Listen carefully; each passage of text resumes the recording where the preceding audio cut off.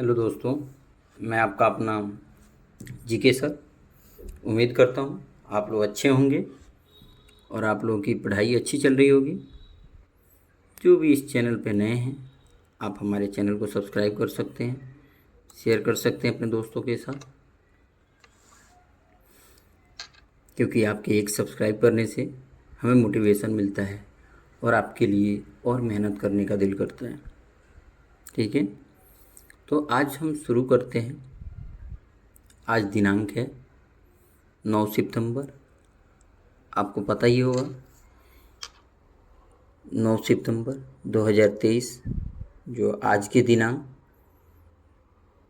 शनिवार के दिन दिल्ली में G20 का मीटिंग चल रहा है। और दिल्ली में भी कुछ जगहों पे 144 लगे हुए हैं, मतलब कुछ जगह पे जहाँ पे ये आयोजन किया जा रहा है G20 का। आज का दिन हमारे लिए बहुत इम्पोर्टेंट है, उसके बारे में हम डिटेल में डिस्कस करेंगे एक अलग से वीडियो पे। उसके लिए अलग से एक वीडियो लेके आएंगे, उस पर हम बातें करेंगे। हम बात करते हैं आज के इतिहास के बारे में, आज की प्रमुख घटनाओं के बारे में जो हमारे इतिहास में हुई हैं, उसके बारे में हम डिस्कस करेंगे। आगे बढ़ते हैं बिना किसी देरी के। हाँ, एक बार और आपसे कहना है, जो भी नए हैं चैनल पे, चैनल को सब्सक्राइब ज़रूर कीजिए, शेयर कीजिए अपने दोस्तों के साथ और बेल आइकन को ज़रूर हिट कीजिए। चलिए शुरू करते हैं। आज दिनांक जैसे मैं आपको बताया 9 सितंबर है और आज के दिन की ऐतिहासिक घटनाओं के बारे में हम डिस्कस करते हैं। तो आज ही के दिन 1976 में अमेरिकी संसद कांग्रेस ने आधिकारिक तौर पर देश का नाम यूनाइटेड कॉलोनीज से बदलकर संयुक्त राज्य अमेरिका किया था। किससे? यूनाइटेड कॉलोनीज से। ये याद रखिएगा कि पहले इसका नाम क्या था। ठीक है, पहले इसका नाम यूनाइटेड कॉलोनीज था, जिसको बदलकर संयुक्त राज्य अमेरिका किया गया था। कब किया गया था? 9 सितंबर 1776 ईस्वी को। क्लियर सभी को? कोई डाउट है आप कमेंट सेक्शन में बता सकते हैं। कुछ पूछना है आपको जो आप चाहते हैं कि हमसे पूछ सकें, 24/7 आप हमारे टेलीग्राम ग्रुप से जुड़ सकते हैं। वहाँ मैसेज कीजिए, वॉइस नोट छोड़िए, जो भी दिल करता है आप फ़ोटो क्लिक करके हमें सेंड कर सकते हैं और उसका जवाब हम ज़रूर देंगे आपको। थोड़ा लेट हो सकता है पर जवाब ज़रूर देंगे। आगे बढ़ते हैं, नेक्स्ट की तरफ बात करते हैं। 1850 में कैलिफोर्निया अमेरिका का 31वां राज्य बना। कौन सा राज्य बना? 31 वह राज्य बन गया। किसका? अमेरिका का। कौन सा शहर? कैलिफोर्निया। ठीक है, क्लियर हो गया। चलिए आगे बढ़ते हैं, बात करते हैं 1867 में यूरोपीय देश लग्जमबर्ग ने स्वतंत्रता हासिल की थी 1867 में 9 सितंबर के ही दिन। क्लियर हुआ आप सभी को? आगे बढ़ते हैं, बात करते हैं 1915 में प्रसिद्ध भारतीय क्रांतिकारी सचिंद्र नाथ सान्याल और अंग्रेजों के बीच उड़ीसा के कापटेवाड़ा में संघर्ष हुआ था। कहाँ पे संघर्ष हुआ था? कापटेवाड़ा में संघर्ष हुआ था। क्लियर है आप सभी को? कौन थे क्रांतिकारी? सच्चिदानंद सान्याल।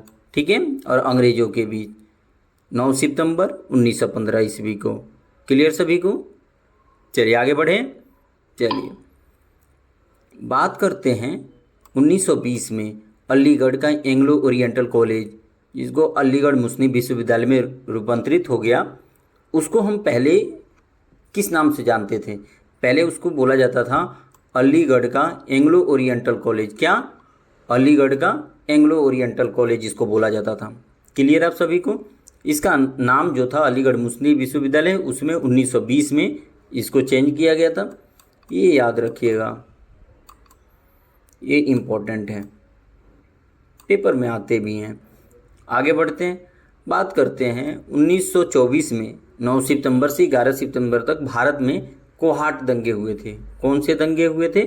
कोहाट दंगे हो गए थे, ये याद रखिएगा। ठीक है, कब से कब तक? 9 सितंबर से 11 सितंबर तक हुए थे। आज ही के दिन मतलब दंगा ये शुरू हुआ था। आगे बढ़ते हैं, बात करते हैं 1949 में भारत के संविधान सभा ने हिंदी को राज्य भाषा के रूप में स्वीकार किया था। किसको स्वीकार किया था? हिंदी को। किसके रूप में? राजभाषा के रूप में स्वीकार किया था। कब किया था? 9 सितंबर 1949 को किया था। आगे बढ़ते हैं, बात करते हैं माओ तसे तुंग का देहावसान एवं कुओ फेंग राष्ट्रपति बने थे। ठीक है, क्लियर हुआ आप सभी को?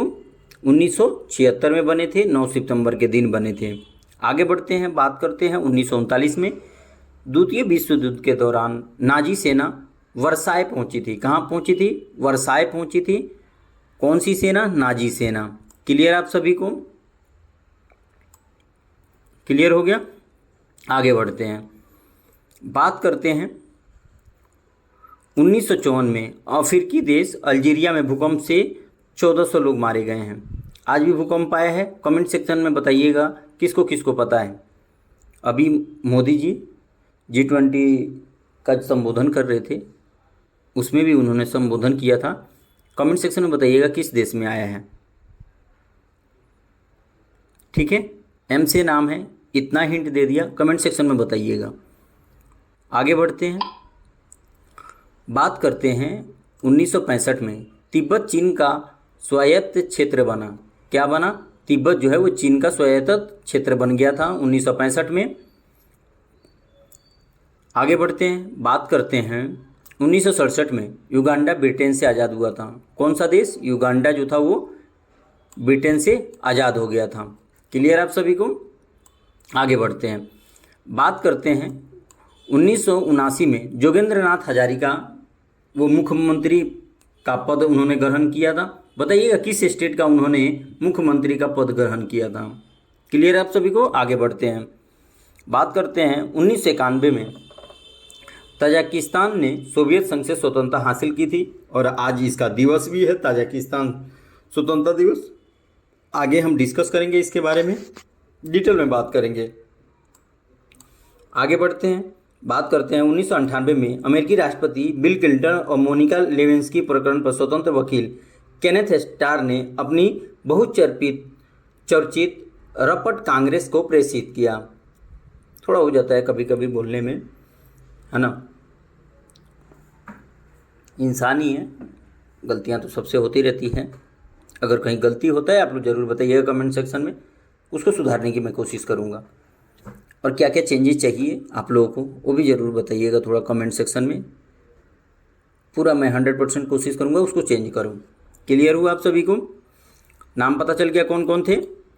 एक तो थे बिल क्लिंटन साहब और दूसरे थे मोनिका लेविंस्की। ठीक है, क्लियर हुआ? और वकील का क्या नाम था? वकील केनेथ। क्लियर? आगे बढ़ते हैं, बात करते हैं 1999 में भारत के महेश भूपति तथा जापान की आर सुगियामा की जोड़ी ने अमेरिकी ओपन का मिश्रित युगल खिताब जीता था। क्लियर आप सभी को? कौन सा खिताब जीता था?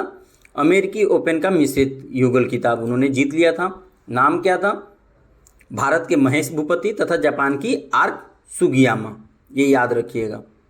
क्लियर आप सभी को? आगे बढ़ते हैं, बात करते हैं 2001 में वीनस विलियम्स ने छोटी बहन सेरेवा को ग्रैंड स्लैम फाइनल में हराया था। किसको हराया था? ग्रैंड स्लैम फाइनल में उन्होंने हरा दिया था और अपनी ही छोटी बहन को हराया था। क्या नाम था? वीनस विलियम्स, ये याद रखिएगा आप लोग। आगे बढ़ते हैं, बात करते हैं नेक्स्ट की 2002 में पीट सम्प्राय ने आंद्रे अगासी को हराकर अमेरिका ओपन टेनिस खिताब जीता था। कौन हराया था?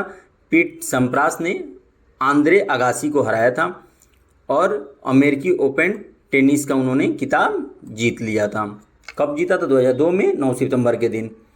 बात करते हैं नेक्स्ट की 2004 में फिलिस्तीन के प्रधानमंत्री अहमद कुरैशी ने अपने पद से इस्तीफा दिया था।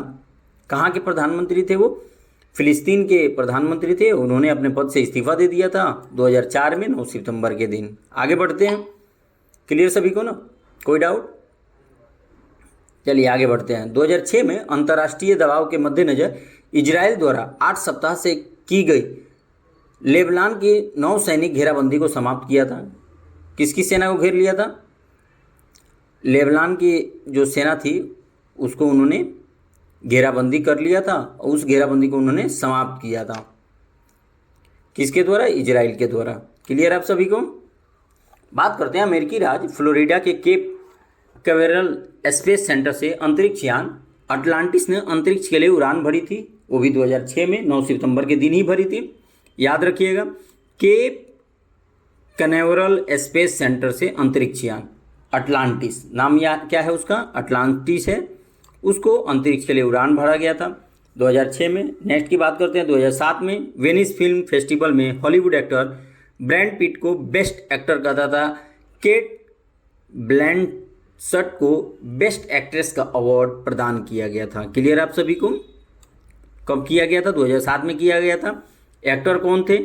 ब्रैड पिट को, और बेस्ट एक्ट्रेस जो थी वो केट ब्लैंचेट को दिया गया था ये अवार्ड। बात करते हैं 2008 में हिंदी साहित्य के भूमन मुधर्न रचनाकार तथा लोक वार्ताकार डॉक्टर अर्जुन दास केसरी को साहित्य महोपाध्याय अलंकरण प्रदान करने की घोषणा की गई थी। ठीक है, क्लियर आप सभी को? नेक्स्ट की तरफ बढ़ते हैं। बात करते हैं 2008 में सर्वोच्च न्यायालय ने सीबीआई को पंजाब और हरियाणा उच्च न्यायालय के 2 जजों निर्मल यादव और निर्मलजीत कौर से 15 लाख रुपए के घूस कांड में पूछताछ की इजाज़त दी थी।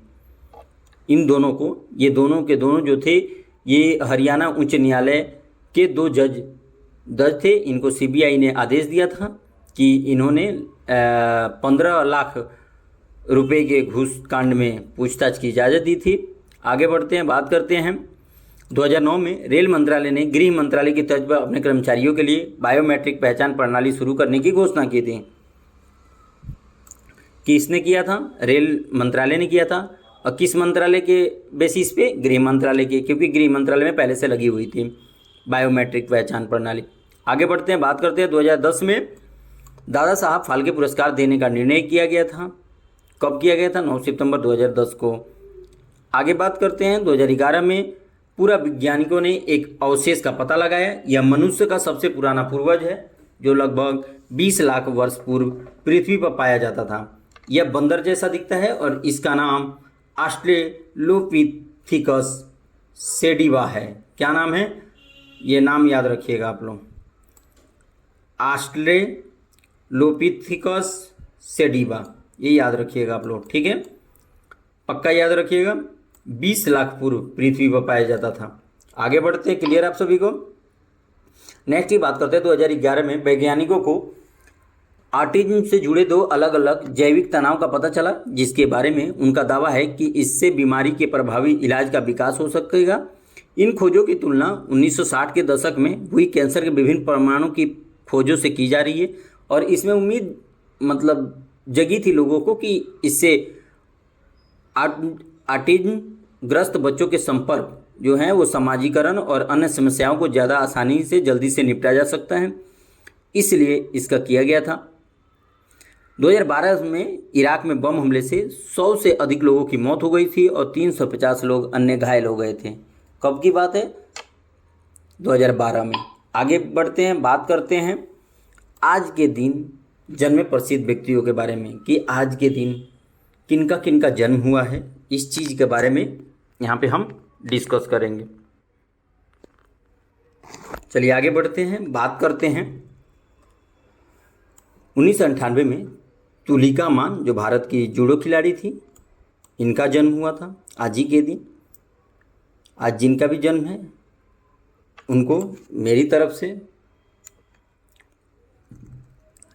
बर्थडे की बधाइयाँ, जन्मदिन मुबारकबाद। चलिए आगे बढ़ते हैं। बधाई कार्यक्रम पूरा करने के बाद आगे बढ़ते हैं। बात करते हैं लियो टॉल्स्टॉय जो महान रूसी उपन्यासकार थे, उनका जन्म 1828 में 9 सितंबर के दिन आज ही के दिन हुआ था। बात करें भारतेंदु हरिश्चंद्र जी का, जो प्रसिद्ध हिंदी लेखक और नाटककार थे, उनका भी जन्म 1850 में 9 सितंबर के दिन हुआ था। अगर बात करें महबूब खान जी का, जो भारतीय सिनेमा इतिहास के अग्रणी निर्माता निर्देशक थे, उनका भी जन्म आज ही के दिन 9 सितंबर 1907 को हुआ था। बात करते हैं हुसैन शाह का, जो भारतीय दार्शनिक थे, उनका भी जन्म आज ही के दिन 1905 में हुआ था। बात करें वृषभान जी का, जो भारतीय राष्ट्रीय कांग्रेस के राजनीतिज्ञ थे, स्वतंत्रता सेनानी थे, उनका भी जन्म आज ही के दिन 9 सितंबर 1908 को हुआ था। बात करते हैं 1967 में अक्षय कुमार, जो बॉलीवुड के प्रसिद्ध अभिनेता हैं, उनका भी जन्म आज ही के दिन हुआ था। बात करें विक्रम बत्रा जी, जो भारतीय सैनिक थे, इस पर मूवी बना है, आप लोग बताइएगा कौन से एक्टर थे उसमें। 1974 में इनका जन्म आज ही के दिन 9 सितंबर को हुआ था। बात करते हैं लीला चिटनिस का, जो प्रसिद्ध हिंदी फिल्म अभिनेत्री थी, उनका भी जन्म आज ही के दिन 1909 में हुआ था। बात करें गोपाल चंद्र महाराज जी का, 1874 में उड़ीसा भाषा के प्रसिद्ध साहित्यकार भाषीविद थे, इनका भी जन्म आज ही के दिन हुआ था। नेक्स्ट की तरफ बढ़ते हैं। बात करते हैं मणि मधुकर जी का, जो प्रसिद्ध साहित्यकार थे, इनका भी जन्म आज ही के दिन 9 सितंबर 1942 को हुआ था। बात करते हैं कांति कुमार जैन जी का, इनका भी जन्म आज ही के दिन 1932 में हुआ था, ये हिंदी के प्रसिद्ध रचनाकार थे। बात करें ज्योतिराम सुनीता कुल्लू जी का, उनका भी जन्म आज ही के दिन 1978 में भारत की जानी मानी महिला हॉकी खिलाड़ी थी, इनका भी जन्म 9 सितंबर को हुआ था। बात करें हमीदुल्लाह खान जी का, उनका भी जन्म आज ही के दिन 9 सितंबर 1894 को हुआ था। भारत में भोपाल सियासत के ये अंतिम नवाब थे।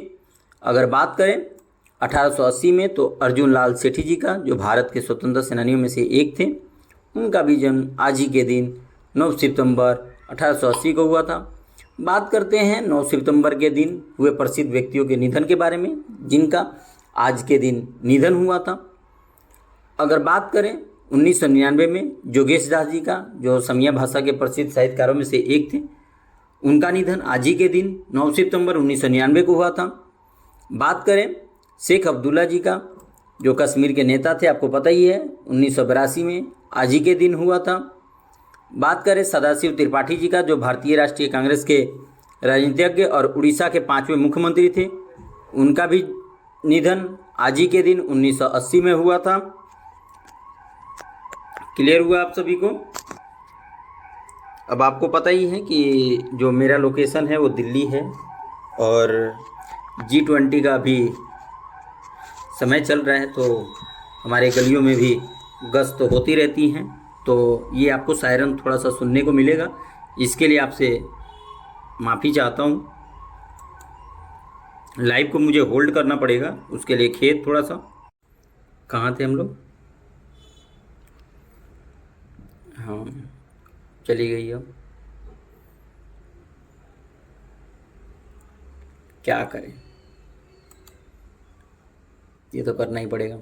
चलिए आगे बढ़ते हैं। बात करते हैं 1980 में सदाशिव त्रिपाठी जी, जो भारतीय राष्ट्रीय कांग्रेस के राजनीतिज्ञ थे और उड़ीसा के 5वें मुख्यमंत्री थे, उनका भी निधन आज ही के दिन 9 सितंबर को हुआ था।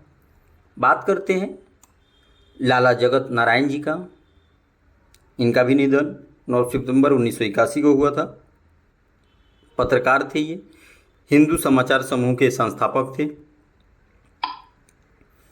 बात करें राम वृक्ष बेनीपुरी जी का, आप सभी जानते ही होंगे, इनका भी निधन 9 सितंबर 1968 को।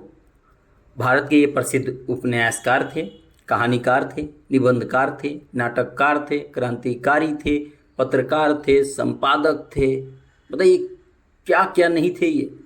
हम सब ने इनकी कविताएं पढ़ी हैं, इनकी कहानियाँ पढ़ी हैं,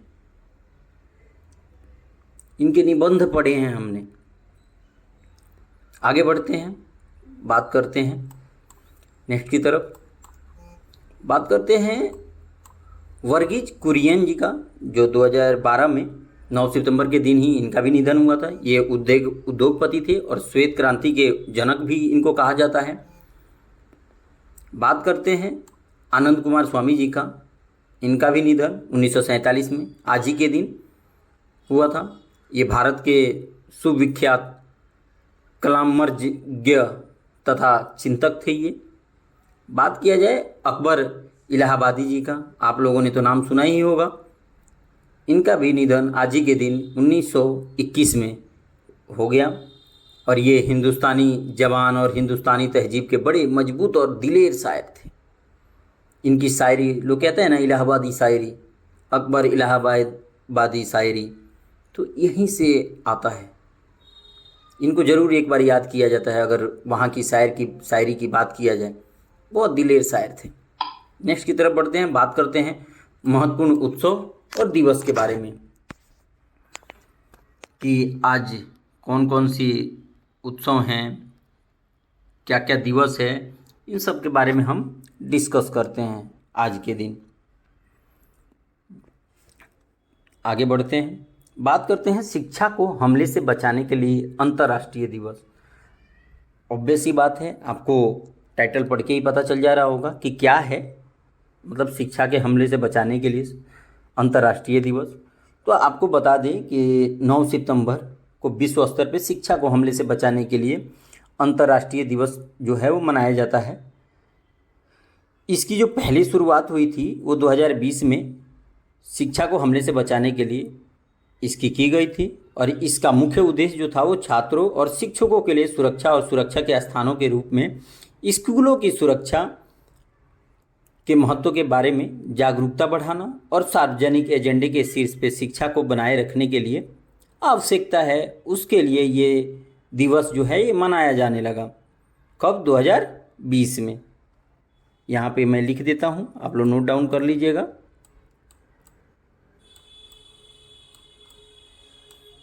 (2020) में। क्लियर हुआ आप सभी को? हाँ, आगे बात करते हैं।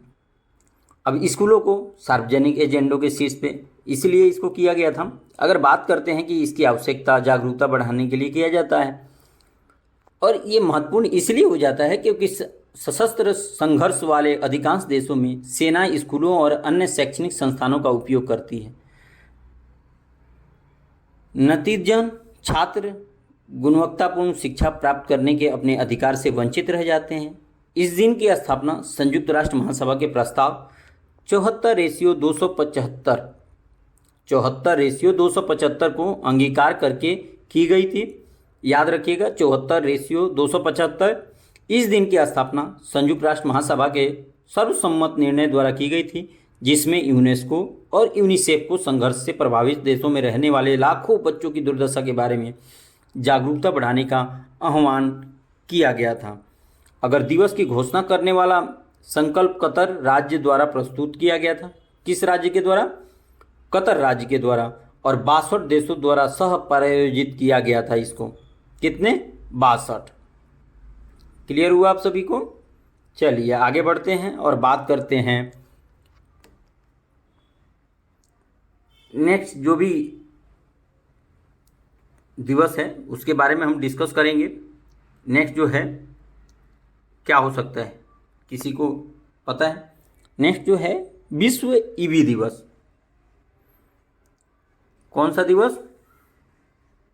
ईवी दिवस। ईवी का मतलब आपको पता ही होगा, ई मोबिलिटी, और ये हर साल 9 सितंबर को मनाया जाता है। इसका मुख्य बिंदु क्या होता है? इसका मुख्य बिंदु होता है कि लोगों को इलेक्ट्रिक वाहनों के लाभों के बारे में शिक्षित करने का, पॉल्यूशन से बचाने का। इसीलिए सोशल मीडिया अभियान चलाए जाते हैं। ड्राइवरों को इलेक्ट्रिक वाहनों के लाभों को पहचानने के लिए प्रोत्साहित किया जाता है। ड्राइवरों को ये प्रतिबद्ध बनाने के लिए भी प्रोत्साहित करता है कि जो अगली कार चलाएंगे वह इलेक्ट्रिक होगी, न कि प्रारंभिक ईंधन पे चलने वाली। आपको पता ही है जो ईंधन होता है वो लिमिटेड है ना, नेचुरल है, कितना हम उसको मतलब कर सकते हैं बताइए, कितना करेंगे? उससे हमारे पर्यावरण पे इफेक्ट पड़ेगा ना। समझिए ना कि हम डीजल पेट्रोल यूज कर रहे हैं, उससे कितना नुकसान है। पोल्यूशन होता हमारे पर्यावरण को नुकसान है, जहाँ से निकाल रहे हैं वहाँ से नुकसान है ना। साइड इफेक्ट देखिए तो वही ईवी की बात किया जाता है तो ईवी समिट दुनिया भर के ई मोबिलिटी लीडर्स को एक साथ लाता है और इस बात पे विचार मंथन भी करता है कि वो विद्युतीकरण, टिकाऊ परिवहन को कैसे आगे बढ़ा सकें। इस आयोजन को ग्रीन टीवी द्वारा भी किया जाता है। किसके द्वारा? ग्रीन टीवी के द्वारा। अगर बात करें इतिहास की इसकी तो विश्व ईवी दिवस का पहला sustainability media company green TV द्वारा बनाई गई थी। विश्व ईवी दिवस का पहला संस्करण 2020 में मनाया गया था। सेम दिए जो शिक्षा को हमले से बचाने के लिए जब किया गया था 9 सितंबर 2020 को, सेम विश्व ईवी दिवस भी 9 सितंबर 2020 को शुरू किया गया था। आपको पता ही है कि सबसे बड़ा जो ईवी का बाजार जो है वो चीन है और चीन के अलावा भारत ऑटोमोटिव कंपनियों के लिए अगले पसंदीदा गंतव्य के रूप में है और भारत जो है वो 2030 तक तीसरा सबसे बड़ा बनने के लिए तैयार है ऑटोमोटिव उद्योग दुनिया भर में, क्योंकि अभी पांचवा है और 2030 तक तीसरा सबसे बड़ा बनने के लिए तैयार है। अब भारत में इसके प्रयास की बात की जाए तो इलेक्ट्रिक वाहनों को शिफ्ट होने के लिए प्रयास कर रहा है। आप दिल्ली में ही देख सकते हैं इलेक्ट्रिक वाहन का ज़्यादा से ज़्यादा, गवर्नमेंट भी जो बसें भी चला रही है वो इलेक्ट्रिक हैं, मोस्टली इलेक्ट्रिक आ रही हैं। एक प्रमुख और सब्सिडी भी देती है, गवर्नमेंट सब्सिडी भी देती है इलेक्ट्रिक वाहनों पे। एक प्रमुख इलेक्ट्रिक वाहन और स्वच्छ ऊर्जा कंपनी टेस्ला ने भारत में प्रवेश करने की घोषणा भी की है, आपको पता ही है। टेस्ला ने बेंगलुरु में अपनी सहायक company Tesla India Motors and energy private limited को पहले ही गठित कर लिया। जापान बेस्ड सुजुकी ने भी भारत में अपना पहला ईवी लॉन्च करने की घोषणा की थी। अभी मैं एक बताया हुआ था कुछ दिन पहले कि एक गाड़ी है, किस चीज़ से चलने वाली है, पूरी की पूरी उसी चीज़ से चलने वाली है, टोयोटा की गाड़ी है। अब बताइएगा उस चीज़ का किससे चलने की बात चल रही है और उस पर पहली गाड़ी जो है वो चलाई भी गई है और नितिन गडकरी जी ने उसका उद्घाटन भी किया था। बताइएगा आप लोग, क्लियर हुआ आप सभी को? अब आगे बढ़ते हैं और बात करते हैं नेक्स्ट की तरफ। नेक्स्ट की बात करते हैं तो हिमालय दिवस की। हिमालय दिवस क्या है, इसका इतिहास क्या है? तो अगर हिमालय दिवस की बात की जाए तो 9 सितंबर 2015 में आधिकारिक तौर पर उत्तराखंड के तत्कालीन जो मुख्यमंत्री थे हिमालय दिवस के रूप में घोषित किया गया था। और हिमालय को प्रकृति को बचाने और बनाए रखने के प्रतिकूल मौसम की स्थिति से देश की रक्षा करने में महत्वपूर्ण भूमिका निभाता है। और सही बात है कि हिमालय जो है हमारे देश को और हमारी प्रकृति को प्रतिकूल मौसम की स्थिति में देश की रक्षा करता है। अगर इसकी थीम की बात की जाए क्यों मनाया जाता है तो इसलिए मनाया जाता है कि खराब भवन योजना, डिजाइन, खराब बुनियादी ढांचे जैसे सड़कों, पानी की आपूर्ति, सीवेज आदि पेड़ों की अभूतपूर्व कटाई के कारण हिमालय की पहाड़ी शहरों को कई चुनौतियों का सामना करना पड़ता है और ये रियलिटी है ना। क्योंकि जब हिमालय सुरक्षित रहेगा तभी उसके निवासियों के हितों की रक्षा होगी। जब हिमालय हमारा सुरक्षित ही नहीं होगा तो हम लोग कैसे सुरक्षित रह सकते हैं, है ना। क्लियर हुआ आप सभी को? और कोई सा भी दिवस मनाया जाता है तो पहला जो मोटिव होता है कि उसके अंदर जागरूकता बढ़ाई जाए, संरक्षण हो, गतिविधियों में सामुदायिक भागीदारी हो, लोगों का प्रयास हो कि इस चीज़ को सफल बनाया जाए। तो इसीलिए हर साल मनाया जाता है 9 सितंबर के दिन। नेक्स्ट बढ़ते हैं और बात करते हैं। आपको जैसे मैंने बताया था कि आज तजाकिस्तान स्वतंत्रता दिवस है और किससे ये आज़ाद हुआ था, किस किस को पता है थोड़ा सा मुझे कमेंट सेक्शन में बताएं।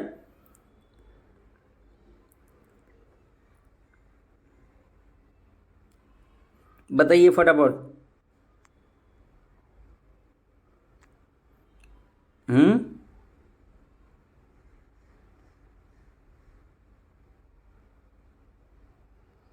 आपको पता है कि 9 सितंबर 1991 को सोवियत सोशलिस्ट रिपब्लिक संघ, जिसको हम यूएसएसआर के कहते हैं, उसके पतन के बाद ही तजाकिस्तान जो थी वो अपनी स्वतंत्रता की घोषणा की थी। समझे ना। क्लियर हुआ आप सभी को?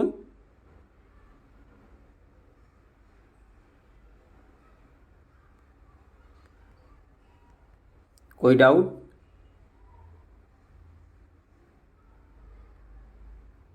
इसके पहले भी मैंने इसके बारे में डिस्कस किया हुआ है और इसके लिए मैं एक अलग से वीडियो भी बनाया हुआ है, आप जाके देख सकते हैं। महत्वपूर्ण घटनाओं में ही मैं उसका डिस्कस किया हूँ। तो आज के लिए हम इतना ही रहने देते हैं, फिर मिलते हैं नेक्स्ट वीडियो में। तब तक के लिए बाय बाय।